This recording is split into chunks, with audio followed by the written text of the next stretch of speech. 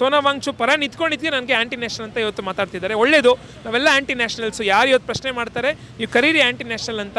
ನೀವು ಭಗತ್ ಸಿಂಗು, ನೇತಾಜಿ, ಖುದಿರಾಮ್ ಬೋಸ್ರೆಲ್ಲ ಬದುಕಿದ್ರೆ ನೀವು ಅವ್ರನ್ನೂ ಆ್ಯಂಟಿ ನ್ಯಾಷನಲ್ ಅಂತ ಕರೀತಾ ಇದ್ರಿ. ಸೊ ನಾವು ಕೂಡ ಅವ್ರ ಗುಂಪಿಗೆ ಸೇರ್ತೀವಿ, ಯಾಕಂದರೆ ನಾವು ಪ್ರಶ್ನೆ ಮಾಡ್ತೀವಿ. ಯಾವುದೇ ಸರ್ಕಾರ ಅಧಿಕಾರದಲ್ಲಿದ್ದರೂ ಕೂಡ ನಾವು ಪ್ರಶ್ನೆ ಮಾಡೋದು ಕಲಿಬೇಕು. ಅದನ್ನೇ ನಾವು ನಮ್ಮ ಮಕ್ಕಳಿಗೆ ಹೇಳ್ಕೊಡ್ತೀವಿ. ಡೆಮೋಕ್ರಸಿ ಅಂದರೆ ಪ್ರಶ್ನೆ ಮಾಡಬೇಕು ಅಂತ. 21 ಮಕ್ಕಳು ಇವತ್ತು ಸೂಸೈಡ್ ಮಾಡ್ಕೊಂಡಿದ್ದಾರೆ. ಆ ಮಕ್ಕಳಿಗೆ ಒಂದು ನ್ಯಾಯ ಸಿಗಬೇಕು ಅಂತ ಹೇಳಿದ್ರೆ ಶಿಕ್ಷಣ ಸಚಿವರು ರಾಜೀನಾಮೆ ಕೊಡಬೇಕು. ಇವರಿಗೆ ಹೆಸರಿನೊಳಗೆ ಒಂದು ಧರ್ಮ ಇದೆ, ಇಂದ್ರತ್ವ ಇದೆ, ಪ್ರಾಧಾನ್ಯತೆ ಇದೆ. ಆದರೆ ಇವ್ರು ನಡ್ಕೋತಂತ ಇರ್ತೀಯಲ್ಲ, ಅಲ್ಲಿ ಧರ್ಮವೂ ಇಲ್ಲ, ಅಲ್ಲಿ ಇಂದ್ರತ್ವವೂ ಇಲ್ಲ, ಪ್ರಾಧಾನ್ಯತೆಯೂ ಇಲ್ಲ. ಇವರು ಸರ್, ಇವತ್ತು ನಾನೊಬ್ಬ ಟೀಚರು. ನಮ್ಮ ವಿದ್ಯಾರ್ಥಿಗಳು ಇವತ್ತು ಸಾವಿರಾರು ಜನ ಇವತ್ತು ಅನ್ಯಾಯ ಆಗಿದೆ ಅವ್ರಿಗೆ.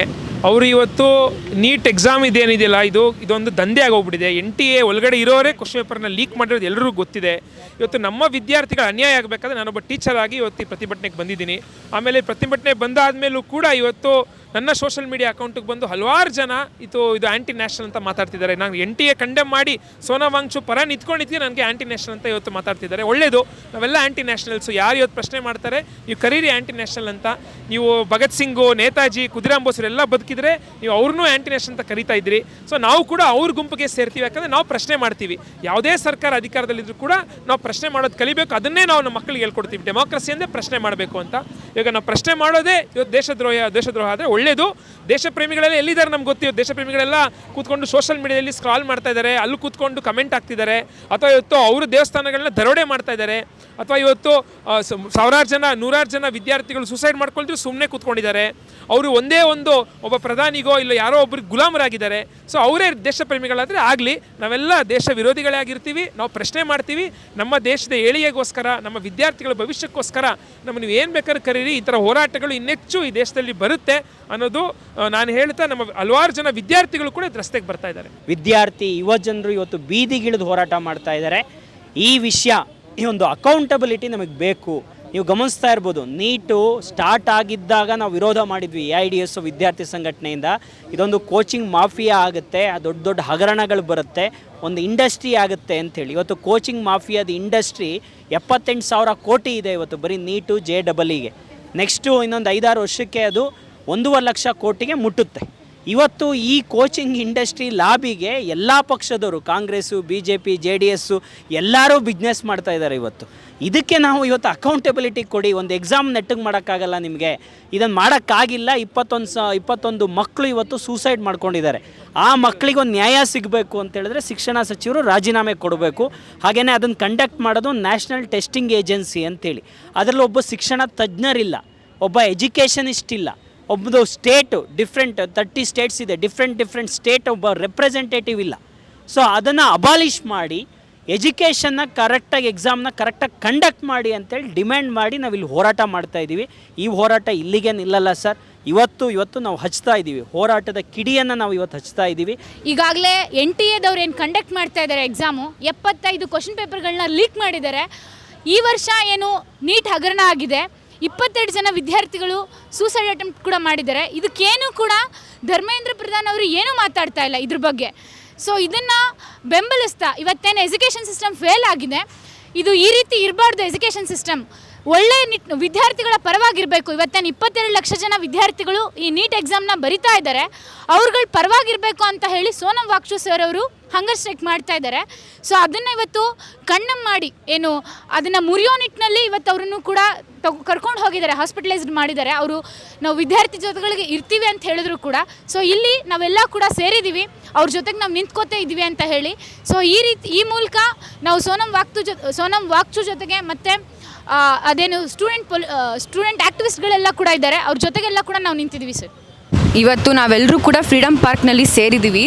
ರೀಸನ್ ಏನು ಅಂತ ಹೇಳಿದ್ರೆ, ಎಲ್ಲ ಆಲ್ರೆಡಿ ನೇಷನ್ ವೈಡ್ ನ್ಯೂಸ್ ಆಗಿದೆ. ಏನು NTA ಕಂಡಕ್ಟ್ ಮಾಡಿದಂಥ ನೀಟ್ ಎಕ್ಸಾಮಿನೇಷನ್ನು ಪೇಪರ್ ಲೀಕ್ ಆಯಿತು. ಅಗೇನ್ ಸ್ಟೂಡೆಂಟ್ಸ್ ಬರೆದು ರಿಸಲ್ಟು ಕೂಡ ಬಂದಾಯಿತು. ಬಟ್ ಏನೂ ತಪ್ಪು ಮಾಡಿಲ್ಲದೆ ಇರೋವಂಥ ಸ್ಟೂಡೆಂಟ್ಸು ಇದಕ್ಕೆ ಬಲಿಯಾಗಿದ್ದಾರೆ. ಏನು ಕರಪ್ಟ್ NTA ಇದೆ ಅದು ನಡೆಸ್ತಾ ಇರೋವಂಥ ಈ ಥರ ಕಳೆದ 10 ವರ್ಷದಲ್ಲಿ ಏನು 89 ಪೇಪರ್ ಲೀಕ್ಸ್ ಆಗಿದೆ, ಇದಕ್ಕೆ ಕಾರಣ. Which is not a government official agency, ಅಂದರೆ it is a private agency ಯಾವುದು ಇದನ್ನು ಕಂಡಕ್ಟ್ ಮಾಡ್ತಾ ಇದೆ. ಅದು ಇಮ್ಮಿಡಿಯೇಟ್ಲಿ ಸ್ಕ್ರ್ಯಾಪ್ ಆಗಬೇಕು. ಏನು ನಮ್ಮ ಫ್ಯೂಚರ್ಗೋಸ್ಕರ for better education system Sonam Wangchuk ಅವರು ಕಳೆದ 21 ದಿನಗಳಿಂದ ಹಂಗರ್ ಸ್ಟ್ರೈಕ್ ಮಾಡ್ತಾ ಇದ್ದಾರೆ. ಅವ್ರ ಮೇಲೆ ಇವತ್ತು ಬೆಳಗ್ಗೆ ಪೊಲೀಸ್ ಅಟ್ರಾಸಿಟೀಸ್ ನಡೆದಿದೆ. ಬೆಳಗ್ಗೆ ಇನ್ನೂ ಕಣ್ಣೂ ಬಿಡದಿರೋವಾಗ ಮಲ್ಕೊಂಡಿರ್ಬೇಕಾದ್ರೆ ಸಿವಿಲಿಯನ್ ಡ್ರೆಸ್ಸಲ್ಲಿ ಬಂದು ಅವ್ರನ್ನ ಕರ್ಕೊಂಡು ಹೋಗಿದ್ದಾರೆ, ಒತ್ತಾಯಪೂರ್ವಕವಾಗಿ ಕರ್ಕೊಂಡೇನು ಹೋಗಿದ್ದಾರೆ. ಇದು ಹೈಲಿ ಕಂಡೆಮಬಲ್. ಅಂದರೆ ಏನು ತೋರ್ಸಕ್ಕೆ ಹೊರಡ್ತಾ ಇದ್ದಾರೆ ಅಂತ ಹೇಳಿದ್ರೆ, ನಮ್ಮ ದೇಶದಲ್ಲಿ ನಾವು ಪ್ರೊಟೆಸ್ಟ್ ಮಾಡ್ತೀವಿ, ಅನ್ಯಾಯನ ಪ್ರಶ್ನೆ ಮಾಡ್ತೀವಿ ಅಂತ ಹೇಳಿದ್ರೆ ಇದು ನೀವು ನಮಗೆ ಕೊಡೋ ಉತ್ತರ ಅಂತ ಹೇಳಿ ತೋರ್ಸಕ್ಕೆ ಹೊರಡ್ತಾ ಇದ್ದಾರೆ. ಈಸ್ ಅ ರಿನೌಂಡ್ ಸೈಂಟಿಸ್ಟು, ಯಾರು ಸ್ಕೂಲ್ ತೆಗೆದರೆ ಮಕ್ಕಳಿಗೋಸ್ಕರ, ಇನ್ವೆನ್ಷನ್ಸ್ ಮಾಡಿದ್ದಾರೆ, ಇಂಡಿಯಾಗೋಸ್ಕರ ಲಡಾಖಲ್ಲಿ ಫೈಟ್ ಮಾಡಿದ್ದಾರೆ. ಅವ್ರನ್ನ ಇವತ್ತು ಹಿಂಗೆ ಟ್ರೀಟ್ ಮಾಡ್ತಾರೆ ಅಂತ ಹೇಳಿದ್ರೆ ಇನ್ನು ಕಾಮನ್ ಪಬ್ಲಿಕ್ನ ಇನ್ನು ಹೆಂಗೆ ಟ್ರೀಟ್ ಮಾಡ್ತಾರೆ? ಜಸ್ಟಿಸ್ ಸಿಗಬೇಕು. ಯಾರು ನೀಟ್ ಎಕ್ಸಾಮ್ ಸ್ಕ್ಯಾಮ್ ಆಗಿ 21 ಜನ ವಿದ್ಯಾರ್ಥಿಗಳು ಸೂಸೈಡ್ ಮಾಡ್ಕೊಂಡಿದ್ದಾರೆ, ಆ ಎಲ್ಲ ವಿದ್ಯಾರ್ಥಿಗಳಿಗೂ ಜಸ್ಟಿಸ್ ಸಿಗಬೇಕು ಅಂತೇಳಿ ಇವತ್ತಿನ ಹಂಗರ್ ಸ್ಟ್ರೈಕ್ ಮಾಡ್ತಾ ಇದ್ದಾರೆ. ಇವತ್ತು ಬೆಳಗ್ಗೆ ಗೊತ್ತಾಗುತ್ತೆ ಅವ್ರುಗಳನ್ನ ಇವತ್ತು ಡಿಟೈನ್ ಮಾಡ್ತಾರೆ. ಕೆಲವೊಬ್ಬರನ್ನ ಡಿಟೈನ್ ಮಾಡಿದರೆ ಕೆಲವೊಬ್ಬರನ್ನ ಹಾಸ್ಪಿಟ್ಲಿಗೆ ಕರ್ಕೊಂಡು ಹೋಗಿದ್ದಾರೆ ಅಂತೇಳಿ. ನಾವಿದನ್ನು ಕಂಡೆಮ್ ಮಾಡಿ ಇವತ್ತು ಜಸ್ಟಿಸ್ ಸಿಗಬೇಕು ಅಂತೇಳಿ ADSO ಸ್ಟೂಡೆಂಟ್ಸ್ ಆರ್ಗನೈಸೇಷನಿಂದ ನಾವು ಪ್ರೊಟೆಸ್ಟ್ ಮಾಡ್ತಾ ಇದ್ದೀವಿ ಸರ್. ಸುಮಾರು 22 ಲಕ್ಷ ವಿದ್ಯಾರ್ಥಿಗಳು ಈಗಾಗಲೇ ನೀಟ್ ಬರೆದುಬಿಟ್ಟು ಅದು ಕ್ಯಾನ್ಸಲ್ ಆಗಿದೆ. ಸಾಕಷ್ಟು ಜನ ಟ್ಯೂಟೋರಿಯಲ್ಸ್ನ ಓನರ್ಸ್ಗಳು ಮತ್ತು ಪ್ರಶ್ನೆ ಪತ್ರಿಕೆಯನ್ನು ತಯಾರು ಮಾಡಿದವರು ಮತ್ತು ಈ ಥರ ಬೇರೆ ಬೇರೆ ಇವರೆಲ್ಲರೂ ಸೇರ್ಕೊಂಡ್ಬಿಟ್ಟು ಇದನ್ನು ಹಗರಣ ಕ್ರಿಯೇಟ್ ಮಾಡಿದ್ದಾರೆ. ಅವರಿಗೆ ತಕ್ಕ ಶಿಕ್ಷೆ ಆಗಲಿಕ್ಕೆ ಬೇಕಾಗುತ್ತಲ್ವ? ಇದರಲ್ಲಿ ಎಷ್ಟು ಖರ್ಚಾಗಿರುತ್ತೆ ಇದ್ರ ಬಗ್ಗೆ ಕೂಡ ನಾವು ಯೋಚಿಸಬೇಕು. ಒಂದು ಹಣ ದೃಷ್ಟಿಯಿಂದ ಸಾಕಷ್ಟು ಖರ್ಚಾಗಿದೆ, ಸಮಯ ದೃಷ್ಟಿಯಿಂದಲೂ ಕೂಡ ಸಾಕಷ್ಟು ಖರ್ಚಾಗಿದೆ. 22 ಲಕ್ಷ ವಿದ್ಯಾರ್ಥಿಗಳು ಅಂತಂದರೆ ಒಬ್ಬೊಬ್ಬನಿಗೆ ₹1 ಅಂತಂದರೆ 22 ಲಕ್ಷ ಆಯಿತು. ಆದರೆ ನೀಟ್ ಬರೀಬೇಕು ಅಂದರೆ ₹1 ಸಾಕಾಗೋಲ್ವಲ್ಲ, 1000 10,000 ಲಕ್ಷಗಟ್ಟಲು ಕೂಡ ಹೋಗಿರ್ತದೆ. ಹಾಗಿದ್ದಾಗ ಅಷ್ಟೆಲ್ಲ ಖರ್ಚನ್ನು ಯಾರು ವಾಪಸ್ ಕೊಡ್ತಾರೆ? ಅವರಿಗೆ ನೀವು ಯಾವ ರೀತಿ ಅದನ್ನು ಕಾಂಪನ್ಸೇಟ್ ಮಾಡಿಕೊಡ್ತೀರಾ? ಆಯಿತು, ಪರೀಕ್ಷೆನ ಎಕ್ಸಾಮಿನೇಷನ್ ಮಾಡಿದ್ರಿ, ಆದರೆ ಅವರ ಖರ್ಚನ್ನು ಯಾವ ರೀತಿ ನಿಭಾಯಿಸ್ಕೊಡ್ತೀರಾ? ಅದಕ್ಕೆ ಪರಿಹಾರವನ್ನು ಯಾವ ರೀತಿಯ ತೋರಿಸ್ಕೊಡ್ತೀರಾ? ಇದರ ಜವಾಬ್ದಾರಿಯನ್ನು ಖಂಡಿತವಾಗಿಯೂ ಕೇಂದ್ರ ಸರ್ಕಾರ ವಹಿಸ್ಕೊಳ್ಲಿಕ್ಕೆ ಬೇಕಾಗುತ್ತೆ. ಅದು ಅಲ್ಲದೇನೆ ಈಗಾಗಲೇ ಸೋನಮ್ ಅವರು 22 ದಿನಗಳಿಂದ ಸ್ಟ್ರೈಕ್ ಮಾಡ್ತಾ ಈಗಾಗಲೇ ತೀರಾ ನಿತ್ರಾಣರಾಗ್ಕೊಂಡ್ಬಿಟ್ಟಂಥ ಸಂದರ್ಭದೊಳಗೆ ಒತ್ತಾಯಪೂರ್ವಕವಾಗಿ ಅವನು ಕರ್ಕೊಂಡು ಹೋಗ್ತಿರಲಿಲ್ಲ. ಇದು ನೀವು ಸ್ವಯಂ ಆಗಿ ನೀವು ತೊಗೊಂಡು ಹೋದ್ರೋ ಅಥವಾ ಕೋರ್ಟಿನ ಆದೇಶ ಬಂದರೆ ಮಾತ್ರ ಅದಕ್ಕೆ ಕರ್ಕೊಂಡು ಹೋಗ್ತಾ ಇದ್ದೀರಾ. ಕೋರ್ಟಿಂದ ಆದೇಶ ಬಂದಿರಲಿಲ್ಲ ಅಂತ ಬಹುಶಃ ಈಗಲೂ ಕೂಡ ಕರ್ಕೊಂಡು ಹೋಗ್ತಿರಲಿಲ್ಲ ಅಂತ ಕಾಣಿಸುತ್ತೆ. ಯಾಕೆಂದರೆ ಅಷ್ಟು ಜನ ಹುಡುಗರು ಆತ್ಮಹತ್ಯೆ ಮಾಡ್ಕೊಂಡಿದ್ದಾರೆ. ಇದೊಂದು ಜೀವಗಳ ಬಗ್ಗೆ ನಿಮಗೆ ಯೋಚನೆ ಇಲ್ಲ ಸರ್. ಅದಕ್ಕಾಗಿಯೇ ನನಗೆ ನಾವು ಸಣ್ಣವರಿದ್ದ ಕೇಳಿದ್ವಿ, ರೈಲ್ವೆ ಮಂತ್ರಿ ಇದ್ದವರು ಒಂದು ರೈಲ್ವೆ ಅಪಘಾತ ಆಯಿತು ಅಂತಂದಾಗ ತಮ್ಮ ಮಂತ್ರಿ ಸ್ಥಾನಕ್ಕೆ ರಾಜೀನಾಮೆ ಕೊಟ್ಟಿದ್ದರು ಲಾಲ್ ಬಹದ್ದೂರ್ ಶಾಸ್ತ್ರಿ ಅವರು.